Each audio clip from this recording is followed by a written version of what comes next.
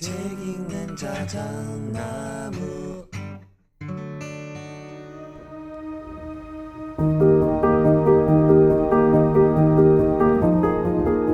배가 출항을 했습니다. 그런데 출항을 하는 동시에 사나운 폭풍에 밀려다니다가 또 사방에서 불어오는 바람에 같은 자리를 뱅뱅 표류했다고 해보자고요. 자, 그곳에 있었던 선원을 긴 항해를 마친 사람이라고 말할 수 있을까요? 그 사람은 긴 항해를 한 게 아니라 그냥 오랜 시간 동안 수면 위에 떠 있었을 뿐이다 라는 생각이 들지는 않으십니까?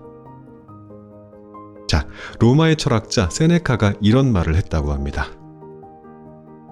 노년에 무성한 백발과 깊은 주름을 보고 그가 오랜 인생을 살았다고 단정할 수 없는 일이라고요. 그 백발의 노인은 오랜 인생을 산 게 아니라 다만 오래 생존한 것일지 모른다라고요. 조금 말이 잔인하게 들리기는 해요. 작가 최 사장은 질문합니다.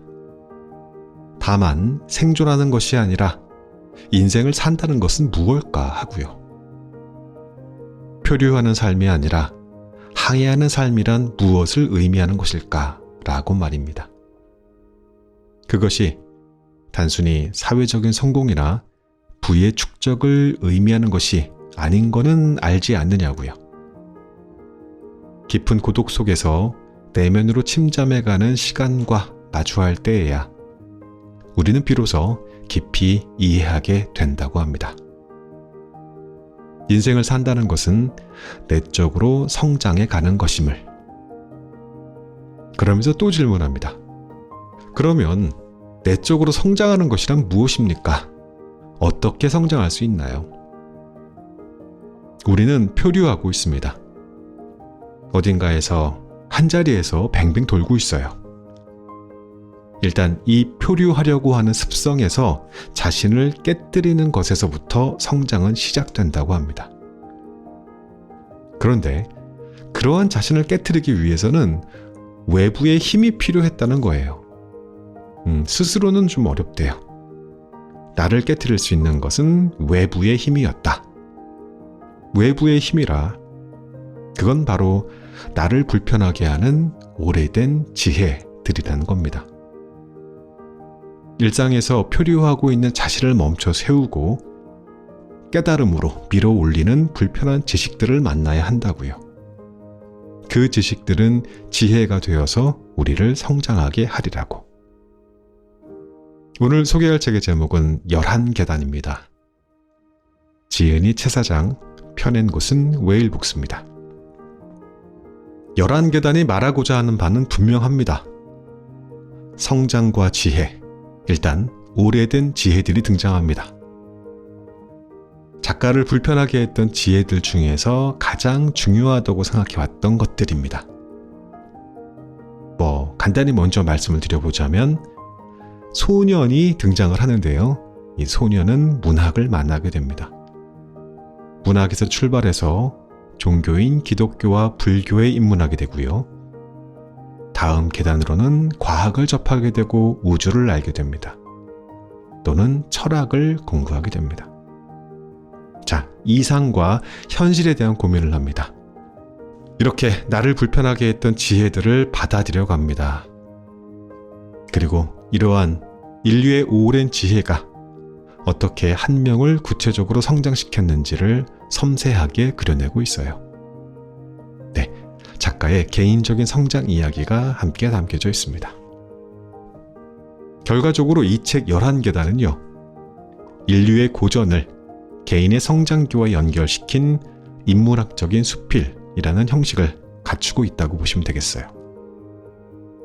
출판사로부터 이 책을 낭독할 수 있다고 허락받은 게 아직도 믿어지지가 않습니다. 이 최 사장님 책은 처음이에요. 한참 전부터 애원했었었는데 안 됐었거든요. 그래서 저 지금 엄청 신나요. 자, 자작나무 약국에 문을 열겠습니다. 오늘도 끝까지 함께 해주십시오.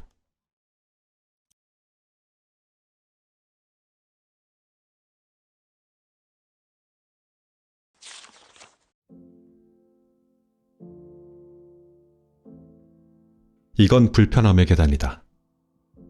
한 칸씩 오를 때마다 그전까지 내가 믿었던 세계를 흔들어 깨트려야 한다. 어디까지 오를 수 있을까? 계단을 오르는 길에는 사람들이 있다. 나를 앞서가는 사람, 내 뒤를 따르는 사람. 어떤 이는 계단 중간 어디에선가 자리를 이미 잡았다.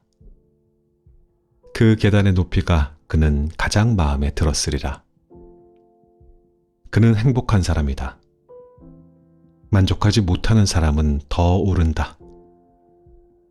불편함을 감내하면서 불안함을 감수하면서 다른 세계를 보고자 한다. 그는 성장하는 사람이다. 어떤 삶도 괜찮다. 계단의 중간에서 멈추든 계속 오르든 우리는 행복하거나 성장할 것이다. 이 책은 계단을 더 오르려는 사람들을 위해 쓰였다. 학교와 직장, 반복되는 일상 가운데에서 전혀 다른 세계를 보고자 하는 이들을 위해 준비되었다.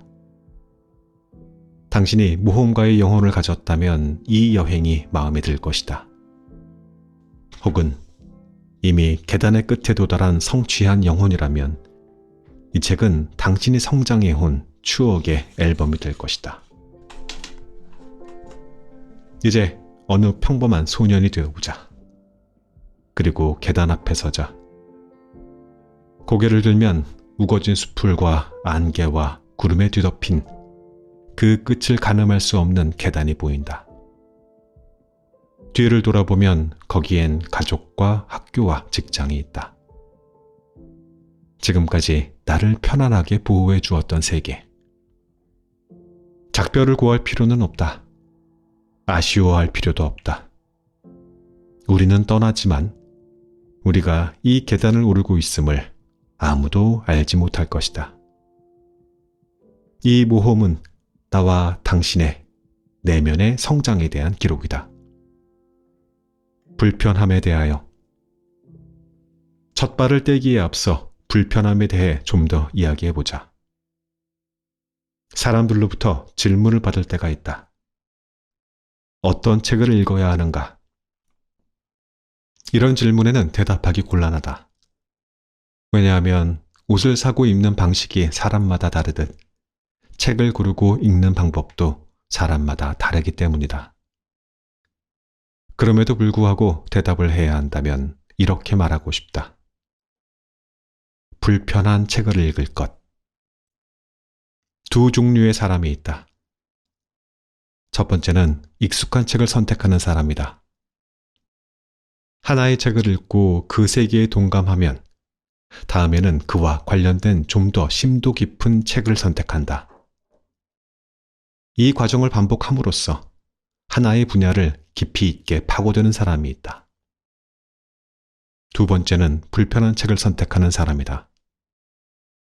하나의 책을 읽고 그 세계에 동감하면 다음에는 그 세계를 무너뜨리는 전혀 다른 세계관의 책을 선택한다.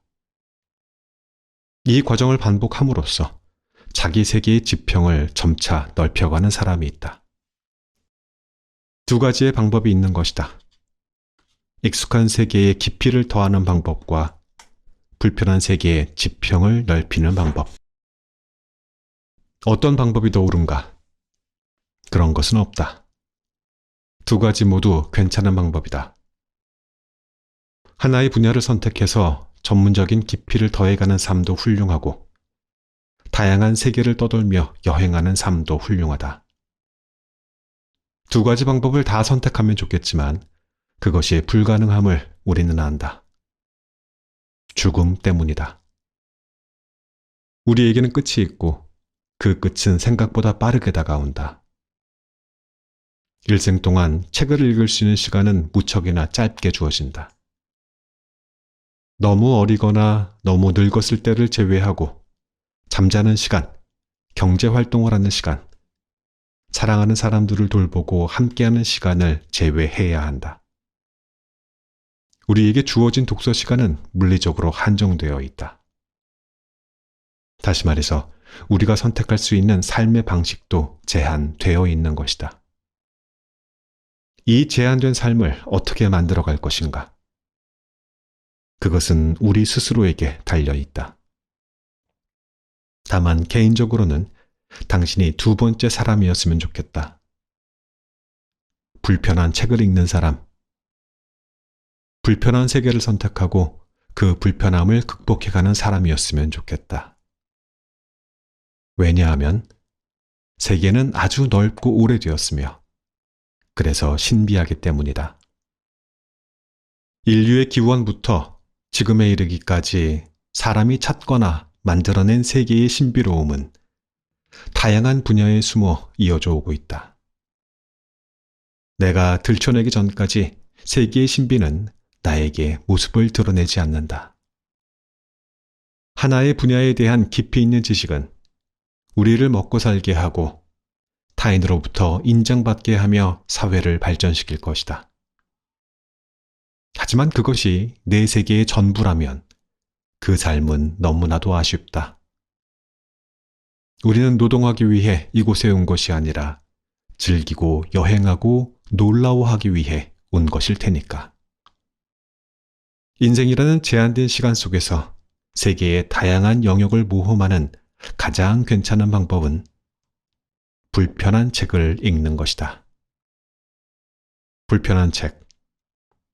그렇다면 어떤 책이 불편한가? 그것은 자신만이 안다. 그런 책이 있다. 처음 몇 페이지를 넘기면서 나를 불편하게 하고 반감을 일으키는 책이 있다. 내가 전혀 알지 못함에도 이미 거짓이라고 믿었던 세계. 그렇게 피해왔던 세계의 모습을 적나라하게 드러내는 책은 나를 불편하게 만든다. 예를 들어보자. 내가 만약 기독교인이라면 나는 이미 불편한 책이 무엇인지 알고 있다. 그것은 다른 종교의 책이다.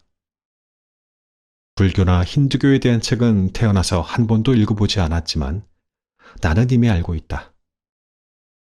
그 내용은 거짓이고 말도 안 되는 이야기임을 말이다. 이것이 불편한 책이다. 하지만 인생의 여정에서 이러한 책을 만난다는 것은 행운이다. 왜냐하면 작은 불편함만 이겨낸다면 나는 이 책을 통해 아직 가보지 못한 새로운 세계를 만날 수 있기 때문이다. 불편함은 나를 인도하는 하나의 문이다. 불편함을 꾹 참아내고 다른 종교에 대한 책을 읽기 시작하면 곧 알게 된다. 당연히 거짓일 거라고 생각했던 불교나 힌두교의 내적 논리가 얼마나 탄탄한가를.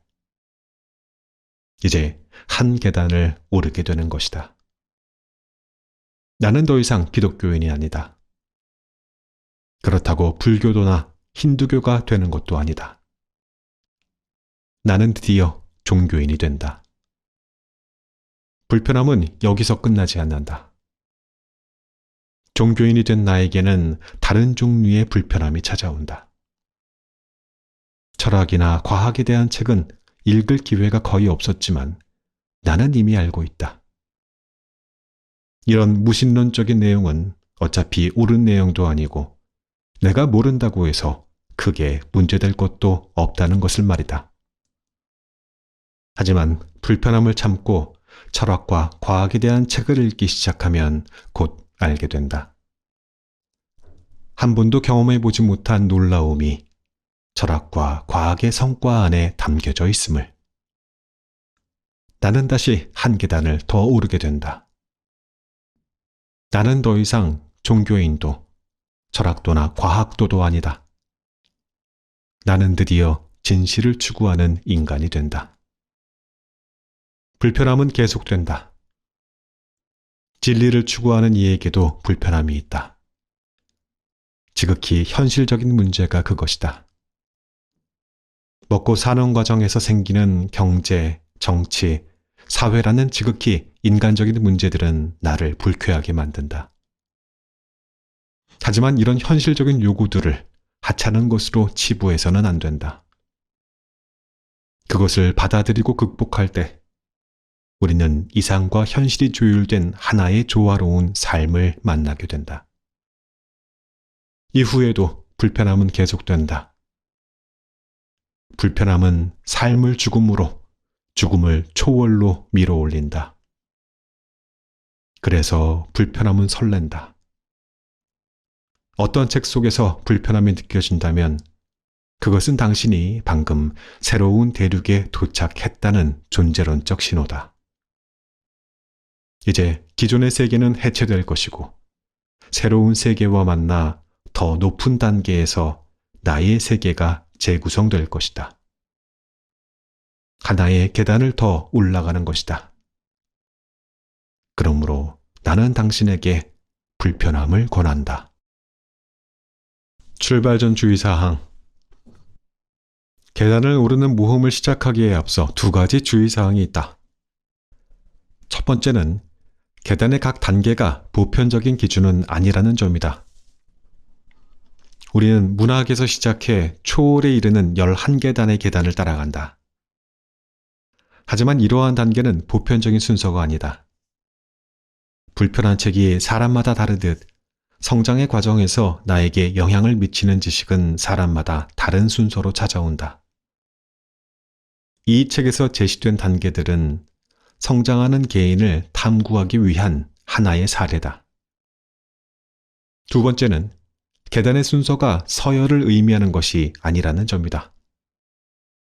순서상 종교보다 과학이 뒤에 온다고 해서 더 진리에 가깝거나 이상보다 삶이 위에 있다고 해서 더 고결한 것이 아니다. 모든 분야는 나름대로 가치를 갖고 진리성을 내포한다. 빨리 도착해서 여행한 세계는 열등하고 나중에 도착해서 여행한 세계는 우월하다고 믿는 사람은 없을 것이다. 지식의 세계도 마찬가지이다. 열등하거나 우월한 지식이란 존재하지 않는다. 주의사항을 숙지했으니 이제 진짜 출발이다.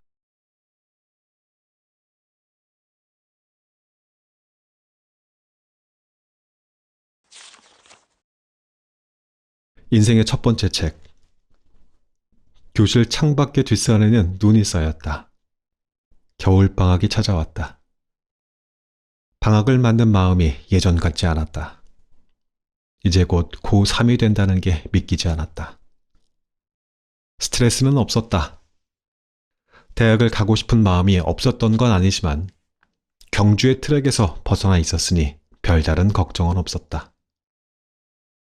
현명한 친구들은 어른스러워졌다. 친구들과 몰려다니는 걸 멈추고 학원과 독서실로 향했다.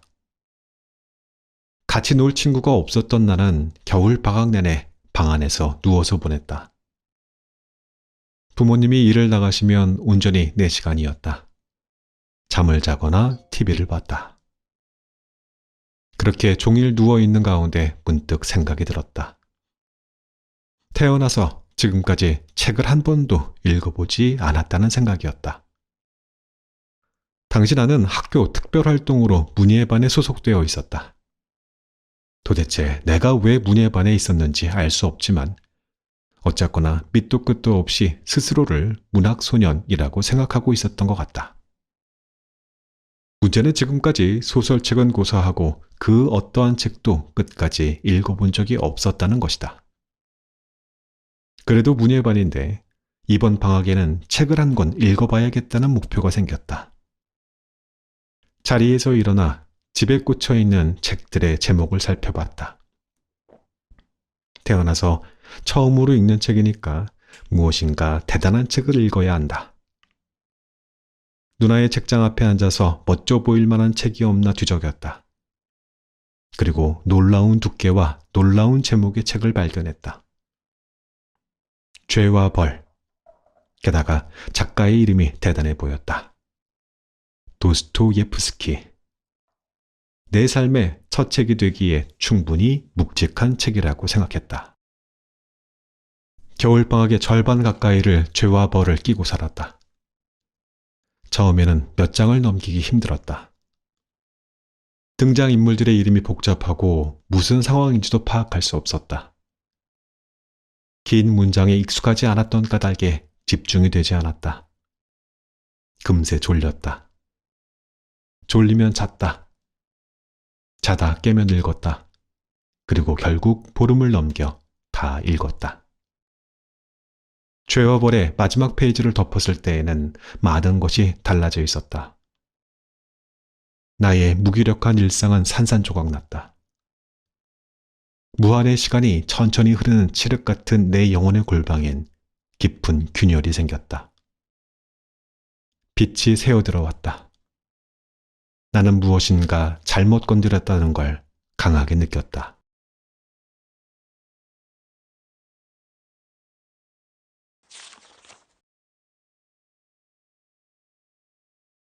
몽골 여행. 이상주의자인 나에게 세상은 완전하고 선명했다. 그래서 행복했다. 나는 분명히 기억하고 있다. 삶 전체를 통틀어 가장 행복했던 순간을.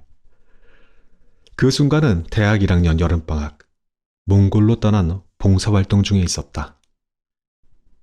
동아리에서 단체로 가는 봉사활동이었고 20명 정도의 대학생들이 참여했다. 나는 몇 안 되는 1학년들 사이에 끼어 있었다. 난생 처음 타보는 비행기였다. 출발 전부터 흥분되었다. 우리가 가는 곳은 수도인 울란바토르의 주변 지역이었다. 당시 그곳에는 빈민촌이 있었는데 우리의 주된 역할은 그곳에 있는 유치원의 울타리를 세우고 노후주택을 수리하고 동물들이 밤에 빠져 죽는다는 구덩이를 흙으로 메우는 것이었다. 일이 힘들다기보다는 환경이 열악했다. 저학년들은 깨작깨작 일하다가도 픽픽 쓰러지기 일쑤였다. 몽골의 기후 때문이었다. 몽골은 여름에도 매우 건조해서 아무리 일을 해도 땀이 나지 않는다. 생각해보면 한국에서는 땀이 나는 정도에 따라 자신이 무리하고 있는지를 확인할 수 있다. 하지만 몽골에서는 그렇지가 않으니 무리하게 일하고 쓰러지는 경우가 많았던 것이다. 저학년들이 빌빌대는 것과는 달리 군대를 다녀온 복학생 선배들은 일을 매우 잘했다. 저학년들에게 삽질하는 방법을 알려주고 싶어하는 눈치였으나 우리는 모른 채 했다. 일에 열중하다가 허리를 펴면 몽골의 초원과 하늘이 눈에 들어왔다. 몽골은 아름다운 나라였다. 끝없이 펼쳐진 초원과 태어나서 처음으로 보는 지평선, 그리고 둥글다고 밖에는 표현하기 힘든 막힘없이 거대한 하늘. 저녁이 되면 거대한 하늘은 노을에 붉게 물들었고 밤이 되면 쏟아질 것만 같은 별들로 가득 찼다. 일과가 끝나면 몽골의 대학생들과 모닥불주 위에 둘러앉아 통기타를 치며 노래를 불렀다. 그러다 밤이 더 깊어지면 아쉬움을 간직한 채 각자의 숙소로 돌아갔다. 숙소는 초원 위에 지어진 몽골 전통의 이동식 가옥인 게르였다. 게르는 겉에서 보기에는 엉성한 천막 같지만 그 안으로 들어서면 탄성을 자아낼 만큼 포근한 공간이었다. 바닥에는 동물의 털로 된 부드러운 카펫이 깔려 있고 안락한 침대와 의자가 빙 둘러서 놓여 있었다. 그리고 중앙에 놓인 난로에서는 장작이 타고 있었다. 잠을 자는 게 아쉬웠다. 불이 꺼지고 사람들이 잠에 들면 혼자 게르를 빠져나왔다. 세상은 불빛 하나 없이 짙은 어둠에 잠겨 있었다.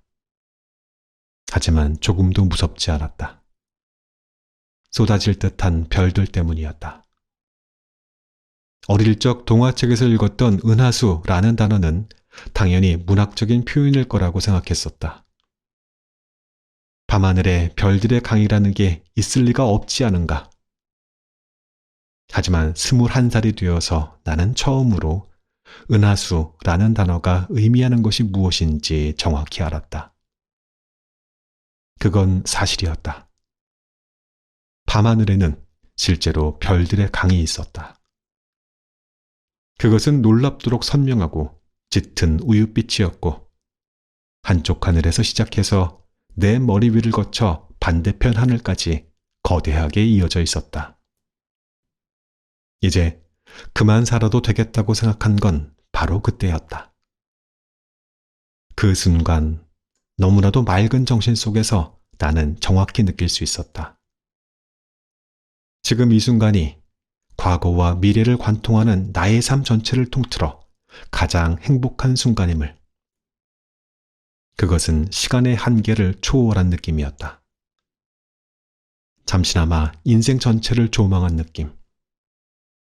아름다운 자연 속에 너무도 좋은 사람들과 이렇게 함께 있는 완벽한 순간은 다시 반복되지 않을 것이다. 이것은 신이 준비해 놓은 가장 완벽한 순간임을 선명하게 알 수 있었다. 그러니 더 살아간다는 건 무의미한 일이다. 무의미한 삶을 구차하게 끌고 간다는 것은 얼마나 부끄러운 일인가.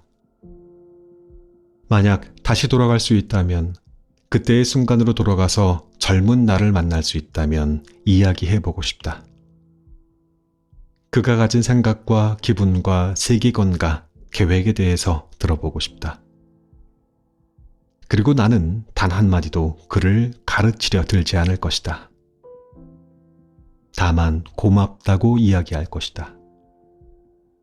나의 불완전한 삶 전체에서 잠시나마 충만함의 기억을 선물해준 순간이었으니까.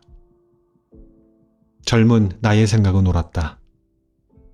그때 이후로 단 한 번도 완전함 혹은 충만함의 느낌을 가져본 적이 없다. 그리고 앞으로도 없을 것임을 안다.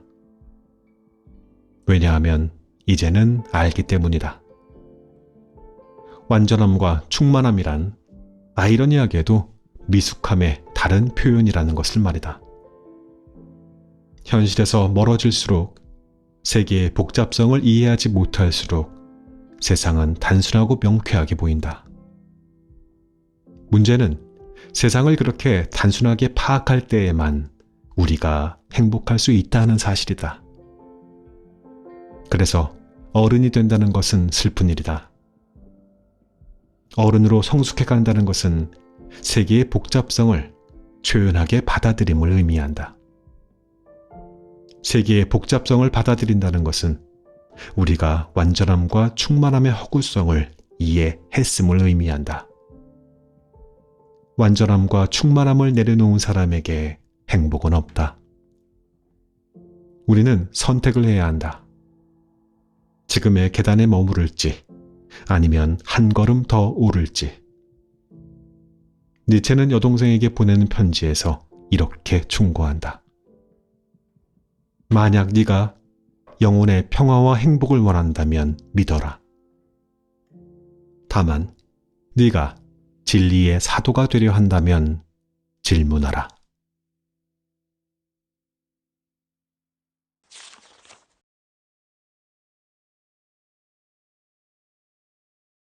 네 번째 계단, 철학. 자라투스트라는 이렇게 말했다. 철학에 대한 관심. 잠은 절이나 교회의 문을 두드려 해결했다. 거절당하기 일쑤였지만 다행히도 받아주는 곳이 있었다. 동해시를 중심으로 돌아다녔다. 목적지 없는 여행은 마음을 가볍게 했다. 해변이나 계곡이나 편해 보이는 자리가 있으면 그대로 앉아 시간을 보냈다. 끝없이 밀려오는 파도, 시간에 따라 변해가는 하늘 빛깔, 바람에 따라 몸을 흔드는 나뭇잎을 천천히 주시했다. 그리고 사람들을 구경했다. 항구의 정박한 어선을 손질하는 중년의 남성들과 생선을 널어놓고 손님을 부르는 할머니들을 보았다. 울창한 숲길을 걸어가는 종아리와 계곡물로 땀이 닦이는 건강한 목덜미를 보았다. 고요히 예불을 드리는 거친 손등을 보았고, 예배당에 앉아 내면으로 침잠해가는 얼굴에 깊은 주름을 보았다. 오래 앉아 있었다라는 생각이 들면 가방에서 책을 꺼내 읽었다. 니체의 자라투스트라는 이렇게 말했다라는 책이었다. 직전 학기에 수강했던 철학 수업의 부교재였다. 왜 하필 이 책을 집어왔는지는 기억이 나지 않는다. 다만 그 무렵이 철학을 전공하기로 결심한 시점이었다. 자라투스트라는 이렇게 말했다 뿐만 아니라 거의 모든 철학책은 무엇을 말하는지 도통 이해할 수가 없었다. 그런데도 철학과 관련된 책들을 꾸역꾸역 읽어갔다. 기대 때문이었다. 당시 나에게 철학이라는 분야는 막연하고 손에 잡히지 않는 미지의 대상이었지만 그럼에도 그 속에는 진리가 숨어 있을 것만 같았다. 그렇게도 가고 싶었던 국문과였으나 나는 수업에 적응하지 못했다. 대학과는 점점 멀어지고 주변부만 맴돌았다. 내가 적응하지 못한 책임은 온전히 나에게 있었다. 내가 국문과를 선택했던 이유는 문학 때문이었다. 문학만이 내 삶을 구원할 것이다. 문학을 하기 위해서는 국문과에 가야만 한다. 이것이 내 선택의 논리적 흐름이었다. 그런데 실제 국문과는 그런 곳이 아니었다. 문법의 구조, 국어의 변천 과정 등 언어에 대한 전반적인 공부를 하는 그런 곳이었다. 문학 수업이 없었던 것은 아니지만 수업의 비중도 작을 뿐 아니라 수업을 들을수록 반발심만 커져왔다. 왜냐하면 문학은 해석의 다양성을 추구하는 학문이었기 때문이다. 스스로는 인지하지 못했지만 당시에 나는 하나의 단일하고 보편적인 진리를 찾고 있었다. 대학 수업을 포기할 뻔했던 나를 구한 건 우연히 청강한 철학 수업이었다. 철학 수업은 놀랍고 재미있었다. 그것은 세계가 해체되고 재구성되는 존재론적인 재미였다. 수업을 듣고 강의실을 나설 때마다 기존에 내가 알던 세계는 철저히 무너지고 새로운 질서를 토대로 재구성되었다. 철학을 전공하기로 결심하게 된 상징적인 사건이 있었다. 국문과의 문학비평 시간의 일이었다. 교수님이 들어오셨고 수업이 시작되었다. 교수님은 담담하게 주의사항을 전달하셨다. 여러분, 문학에 정답이란 없습니다. 하지만 치열하게 토론해 봅시다. 나는 당혹스러웠다. 어떻게 정답이 없는데 열띤 토론을 할 수 있단 말인가? 무엇인가 옳은 견해가 존재하고 그른 견해가 존재해야 주장과 반박이 가능한 게 아닌가? 내가 수업 내내 이러한 생각에 빠져 있을 때에도 다른 학생들은 열심히 자신의 생각을 발표하고 토론을 이어갔다. 자신이 느낀 점과 이해한 방식에 대한 분명하고 자신 있게 발표를 했다. 나는 참을 수가 없었다. 며칠 후 철학과 수업이 있었다. 교수님이 들어오셨고 수업이 시작되었다. 교수님이 주의사항을 말씀하셨다. 그리고 나는 정신이 번쩍 들었다. 그때 철학을 전공해야겠다고 다짐했다. 우리가 아무리 토론을 해도 진리에 도달하지 못할 수 있습니다. 하지만 그렇다고 진리가 없는 것은 아닙니다. 물론 지금의 나에게 이렇게 묻는다면 아직도 세상에 보편적이고 절대적인 단일한 진리가 존재한다고 믿는지를 묻는다면 나는 그렇다고 이야기하지 못할 것이다. 이제는 안다. 인간의 삶의 형태는 보편적 진리라는 이름으로 단순화하기에 너무도 구체적이라는 것을. 그러므로 삶의 다양성과 해석의 주관성을 받아들여야 한다는 것을 말이다. 하지만 아쉽지 않은가? 이제 배움을 시작한 가슴 뜨거운 청년들이 오랜 시간 연륜을 쌓은 어른들처럼 세상에 정답이나 진리가 없다고 달관한 듯 이야기하는 것이 말이다. 살다 보니 보편적인 진리는 없었다라고 선언할 기회는 청년들에게 너무나 많이 남아있다. 동해 여행은 일주일을 넘겼다. 계곡의 그늘에 앉아 자라투스트라는 이렇게 말했다의 마지막 페이지를 덮었다. 머릿속이 정리된 것은 아니었다. 하지만 사람이 너무 그리웠다. 나는 돌아가기로 했다.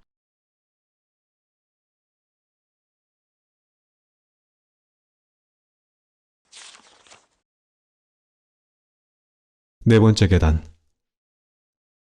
여행을 통해 내가 보고 배운 건 현실을 살아가는 사람들의 구체적인 삶이었다.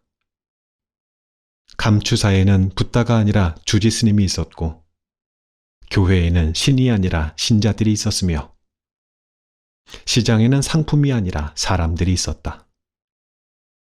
세상은 형 이상학적인 무엇인가로 채워져 있는 공간이 아니라 처음부터 구체적인 삶들로 가득했다. 나는 그 자명하고 단순한 진실을 보지 못하고 있었던 것이다. 눈을 뜨고 있어도 보지 못하는 사람이 있다. 현실에 발붙이고 있으면서도 현실을 살아가지 못하고 현실 너머의 그 무엇에 정신을 쏟는 사람이 있다. 혹시 내가 그런 사람은 아니었을까? 여행을 마치고 돌아왔을 때 나는 처음으로 눈을 떴다. 그리고 내가 지금까지 대지 위에 발을 딛고 있었음을 깨달았다. 이러한 생각에 불을 붙인 책이 자라투스트라는 이렇게 말했다였다. 비유와 상징으로 가득한 니체의 이 책은 단적으로 말해서 잃어버린 절반의 세계에 대한 책이라고 할 수 있다. 서구 역사 2000년 동안 철저하게 배제되고 잊혔던 절반의 세계. 현실과 신체라는 구체적인 세계를 복원해내는 것이 니체의 계획이었다. 니체는 자라투스트라의 입을 통해 우리에게 말한다. 플라톤주의의 형 이상학적인 이원론을 극복하고 건강한 정신과 육체로 돌아올 때 우리는 인간을 극복한 초인이 될 것이다. 낯설고 불편한 니체의 이야기에 귀 기울여보자. 여기에서는 자라투스트라는 이렇게 말했다를 이해하는 두 가지 측면을 다뤄보려고 한다. 니체의 주요 개념 세 번째, 영원 회귀. 이후 자라투스트라는 고독과 성숙을 위해 동굴로 돌아간다. 하지만 다시 사람들을 위해 세상에 내려오기를 반복한다. 이러한 과정 속에서 그의 신체는 점점 건강해지고 초인으로의 변신이 임박한다. 신이 죽은 세계, 천국도 없고 지옥도 없고 세계의 창조 목적이나 방향성이 사라진 이 허무한 세계는 그렇다면 어떤 모습을 하고 있을까? 니체는 하나의 세계를 제안한다. 그것은 영원 회귀의 세계이다. 목적도 이유도 없이 팽창과 수축을 무한히 반복하는 세계. 영원 회귀는 시작도 끝도 없이 똑같은 것이고 그 상태 그대로 영원히 돌아가는 상태를 의미한다. 모든 것은 가고 모든 것은 되돌아온다. 존재의 수레바퀴는 영원히 굴러간다. 모든 것은 죽고 모든 것은 다시 꽃 피어난다. 존재의 세월은 영원하게 흘러간다. 모든 것은 꺾이고 모든 것은 새로이 이어진다. 존재의 동일한 집이 영원히 세워진다. 모든 것은 헤어지고 모든 것은 다시 인사를 나눈다. 존재의 둥근 고리는 영원히 자기 자신에게 충실하다. 자라투스트라는 이어서 말한다. 나는 다시 온다. 이 태양과 더불어, 이 대지와 더불어, 이 독수리와 더불어, 이 뱀과 더불어. 그러나 하나의 새로운 삶, 또는 부드러운 삶, 또는 비슷한 삶으로 다시 돌아오는 것은 아니다. 영원 회귀로 인해 우리는 새로운 세계관을 하나 더 갖게 되었다. 기존에 우리가 가진 세계관은 다음의 세 가지 정도다. 첫째, 그리스도의 세계관. 이 세계관은 영원히 지속하는 시간성을 기반으로 한다. 탄생과 성장, 그리고 노화와 죽음 이후에도 우리의 영혼은 사후 세계에서 영원히 지속될 것이다. 둘째, 베다와 불교의 세계관. 이 세계관은 영원히 반복하는 시간성을 기반으로 한다. 우리는 탄생하고 성장하고 죽은 이후에 새로운 삶으로 다시 시작하게 되는 것이다. 마지막으로 세 번째는 과학과 유물론의 세계관이다. 이 세계관은 단절된 시간성을 기반으로 한다. 우리는 죽음의 순간에 단절과 끝을 경험할 것이지만 그 이후에는 아무것도 존재하지 않는다. 니체는 하나의 세계를 더 제시한다. 영원하고 조금도 변화하지 않는 반복의 세계. 예를 들어 1980년에 서울에서 태어난 당신은 대입시험을 치르고 회사에 취직하고 결혼하고 아이를 갖고 늙어서 결국 죽게 될 것이다. 그 다음은 어떻게 되는가? 영원 회귀에 따르면 당신은 어떠한 변화도 없이 자신의 삶을 반복하게 된다. 다시 1980년에 서울에서 태어나 대학 입학 시험을 치르고 회사에 취직하고 결혼하고 늙고 죽게 되는 것이다. 그 이후에는 어떻게 되는가? 다시 1980년에 서울에서 태어나 지금의 삶을 그대로 반복하게 될 것이다. 여기에는 어떠한 이유나 목적도 없다. 성장도 없고 휴식이나 끝도 없다. 다만 영원히 같은 삶을 반복할 뿐이다. 어떤가? 당신은 영원 회귀의 진실이 어떻게 받아들여지는가? 끔찍한가? 아니면 그럼에도 불구하고 지금 당신의 삶을 긍정할 수 있는가? 이런 영원 회귀는 인간이 상상할 수 있는 허무주의의 최고 형태다. 이러한 극단적인 허무를 인정하고 나의 삶을 끌어안을 수 있는 존재. 이것이 인생이라면 그래 한 번 더 라고 외치며 허무의 깊은 심연 속으로 뛰어들 수 있는 존재. 그가 바로 초인이다. 자라투스트라는 이렇게 말했다의 마지막은 다음과 같다. 많은 밤이 지나고 아침이 왔다. 자라투스트라는 침상에서 일어나 힘차게 동굴 밖으로 걸어 나왔다. 마지막으로 그는 이렇게 외치고 힘차게 그의 동굴을 떠났다. 자, 사자가 왔다. 나의 아이들도 가까이 있다. 자라투스트라는 성숙했다. 나의 때가 왔다. 이것이 나의 아침이다. 나의 낮이 시작된다. 자, 솟아오르라, 솟아오르라, 위대한 정오여. 자라투스라는 이렇게 말했다. 대지와 순간을 살기로 하다. 어느 날, 당신이 좌절한 그 어느 날 밤, 인생 전체를 통틀어 가장 고통스러운 순간에 악마가 찾아온다. 그리고 당신의 귀에 대고 속삭인다. 이 순간은 영원할 것이다. 너의 삶은 어떤 목적이나 이유도 없이 영원히 반복될 것이고 이 고통의 순간은 영원히 너에게 되돌아올 것이다. 당신에게 묻고 싶다. 그럼에도 불구하고 당신은 그래 하고 외칠 수 있는가? 무의미하게 반복되는 고통스러운 당신 삶 전체를 앞에 두고 이것이 인생이라면 그래 다시 한번 이라고 긍정할 수 있는가? 나는 두려웠다. 초월적인 구원의 세계를 쫓느라 내팽개쳤던 구체적인 삶의 시간들이 나를 원망하는 것만 같았다. 이제 나는 어떻게 해야 하는 걸까? 일요일 아침 한산한 캠퍼스를 걸으며 나는 고민했다. 도서관으로 향한 오르막을 천천히 올랐다. 전날 밤에 내린 비에 교정은 물기를 머금고 있었다. 아스팔트의 회색빛은 짙어졌다. 가로수의 녹음은 깊어졌다. 화단에는 보라색과 다홍색의 꽃들이 생명력을 뽐내고 있었다. 놀랍지 않은가? 이 싱그럽고 건강한 순간을 나는 무한히 경험해왔던 것이다.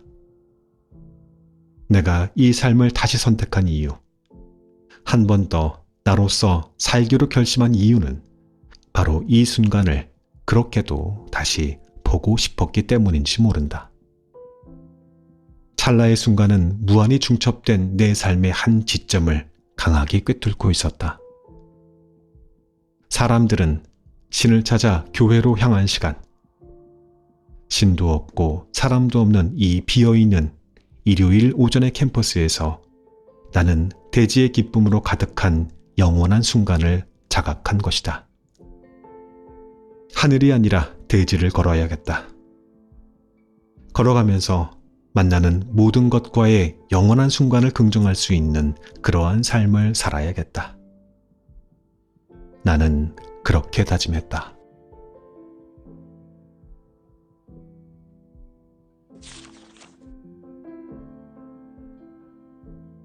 이 책의 낭독은 여기까지 하겠습니다. 와, 읽다 보니까 엄청 길어진 것 같아요. 놀라웠던 게 뭔지 아세요, 여러분? 실은 이 책에 허락받은 낭독 분량이 무제한이었어요, 무제한. 뭐 7% 내외, 뭐 10% 이런 거 아니고 무제한. 뭐 다 읽어도 된다는 어마어마한 허락을 받았지만 그러면 또 안 되겠죠. 유난히 좋아했던 파트를 골라서 들려드렸는데 여전히 저는 배가 고픕니다.